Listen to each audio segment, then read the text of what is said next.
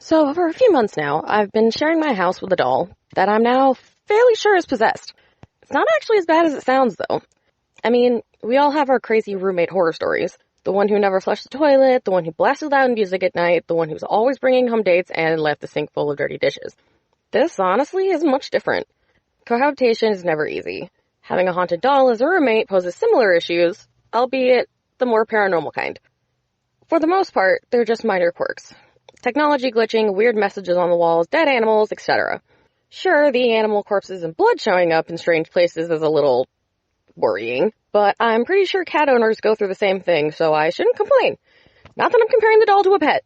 I don't think it would be pleased by the comparison. After all, it does help pay rent. I think. I keep finding wads of cash stuffed in my freezer when rent day comes around, and if it isn't the doll doing it, then I have no idea where it's coming from. Whatever the cause, I'm not complaining. The doll is also an excellent security system against burglars. The other night, someone broke into my house and started ransacking the place. Apparently, the doll didn't appreciate the intrusion because by the time the police got there, the would-be thief was cowering in the corner. I'm not sure exactly what happened before they arrived because I wasn't home at the time, but I'm told that the burglar will make a full recovery, eventually. The official story is that he pulled out his own fingernails and chunks of his hair due to some sort of mental breakdown, all by himself. Because the officers couldn't find evidence of anyone else being in the house at the time, and he kept babbling about demons. I'm getting ahead of myself, though. I should probably start at the beginning. It began when I put up posters around the community college I attend, looking for a roommate to help pay for the house I'd recently moved into. There were no replies to the ad until a few days later, when a sharp knock at the door startled me from my computer. Well, I say knock, but it was more like a single heavy bang, as if someone had thrown their full weight against the door. However, the only sign that someone had been there once I opened it was a crusty-looking doll placed right on top of a torn piece of paper. One of the ads for a roommate I had pinned up at the school. Obviously, I thought it was a prank. The thought of someone making fun of me for my financial issues pissed me off. So I called out into the empty street, "Joke's on you, asshole! I've always wanted a creepy doll. You ain't getting this back." Out of sheer spite, I actually did keep the doll, naming it Shitwaffle and placing it in the living room for all to see. Yes, I know the name is stupid, but in my defense, I didn't know it was being hosted by an otherworldly entity. Actually, I didn't notice anything was off about it for a surprisingly long time. One of my friends told me it gave them a weird feeling, but I laughed it off as being part of that weird phobia most people have of inanimate humanoid objects. Like, yeah, mannequins and whatever are unsettling, but they aren't actually alive. Or at least that's what I thought. So I should probably detail some of the events that led to my conclusion that Shitwaffle was haunted. I think that the first really odd thing I remember is when I was doing a deep clean of the house. I was in a bit of a bad mood because I had to do it all by myself. No one had responded to my roommate posters, and the ads I put on Craigslist kept getting mysteriously deleted. So I had the radio on full blast while I worked. Rap music. The classics, obviously, not any of that new shit, helps me focus while I stress clean. So anyway, I was scrubbing the shower with all the fury of the Wu-Tang Clan when suddenly the radio started crackling and making static. I cursed, but figured something had gone wrong with the reception or something, so I kept cleaning. That's when the radio started switching from channel to channel, a sliding whine punctuated by fragments of voices and song. Now, I don't know shit about radios, but that seemed unusual to me. So I got up and readjusted the knob with an uneasy look around the room. Nobody was in the house but me, and I didn't think someone had really snuck inside just to switch the radio. All the same, I couldn't help feeling on edge. I glanced at the doll sitting on the counter and asked it, half-jokingly, "Hey, Shitwaffle, you didn't see anyone come in here, did you?" No response, just a dead-eyed glare. "Yeah, I didn't think so," I chuckled nervously to myself. I went back to cleaning, finishing up the bathroom and getting out of room.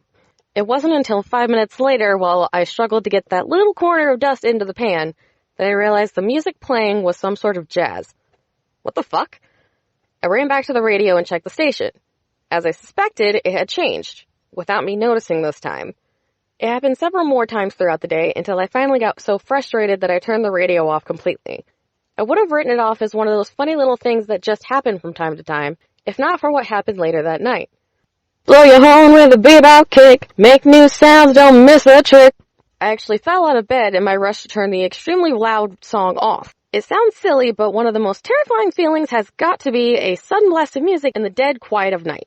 My heart was racing as I leaned against the counter, finally having switched the radio back off. Instead of being a relief, the silence actually seemed ominous. Darkness transformed the familiar kitchen into a menagerie of unidentifiable shapes. I stumbled toward the light switch to turn it on, telling myself it was because I needed to see, not because I was irrationally scared. As the hum of harsh fluorescent lights flooded the room, Shitwaffle, who had been resting against the radio in the dark, turned its head towards me, its beady eyes seeming accusing, as if saying, "You turned off my music, fuckwad." I'd rather not write down what the rest of the night was like. Suffice to say that I flipped out and there was no more paranormal activity. In the morning, I convinced myself that it was a nightmare or a trick of the light, and felt embarrassed by my overreaction. Still, despite my denial, a certain wariness had developed in my interactions with the doll. I found myself more hesitant to pick it up and move it around. Not that this hindered Shitwaffle in the least. The damn thing still managed to appear in places I was sure I hadn't put it. I feigned ignorance, but it became so blatant that I could ignore it no longer. The turning point was definitely when, one day, the doll popped up right behind me, startling me so bad that I reflexively punted it down the hall with a swift kick. Shitwaffle arced through the air, gown fluttering, and then smashed into the far wall with a sickening clatter. My stomach turned, and I felt inexplicably guilty. It wasn't really my fault. The thing had snuck up on me, for fuck's sake. But I still felt the need to check that it hadn't broken. Before I could even take a step forward, the walls began to shake and rattle. Pictures fell onto the ground, glass shattered. At the end of the hall, Shitwaffle stared me down beneath the flickering lights. Somehow, I managed to calm the doll down by apologizing and playing some of that jazz music it seemed to like, and which was actually starting to grow on me. What can I say? It's catchy. After that, it was impossible to ignore the fact that my creepy little housemate was some sort of real, sentient, supernatural being. This is usually the part of the story where the cursed individual seeks out help from an exorcist or paranormal professional. I did not do that. I mean, in my defense, Shitwaffle is a pretty decent roommate. Throwing it out just because it's a bit haunted would be kind of a dick move, especially since it hadn't done anything to actually harm me. We're not friends, and I get the feeling it's just tolerating my existence, but the same could be said for many other roommates I've had. Plus, I'm too lazy to try and find a real exorcist. Yes, I know I could probably find some banishing ritual on the internet, but it would be pretty awkward if Shitwaffle found out I was researching how to destroy its soul or whatever. I'm pretty sure that the doll knows how to use my computer because I keep noticing weird search histories like cemeteries near me and what sound pitch drives dogs crazy. Man, I wish I had the time to tell you more of my experiences. I know that what I've written so far could be dismissed as coincidences or a runaway imagination, but I promise there's been more substantial evidence. I thought I'd start out with some of the more tame things that happened, because jumping right into the glowing orbs and demonic late-night rituals would be a lot at once. Unfortunately, I didn't realize that detailing the beginnings would take so long, and now I'm kind of in a rush because of finals and the end of the semester.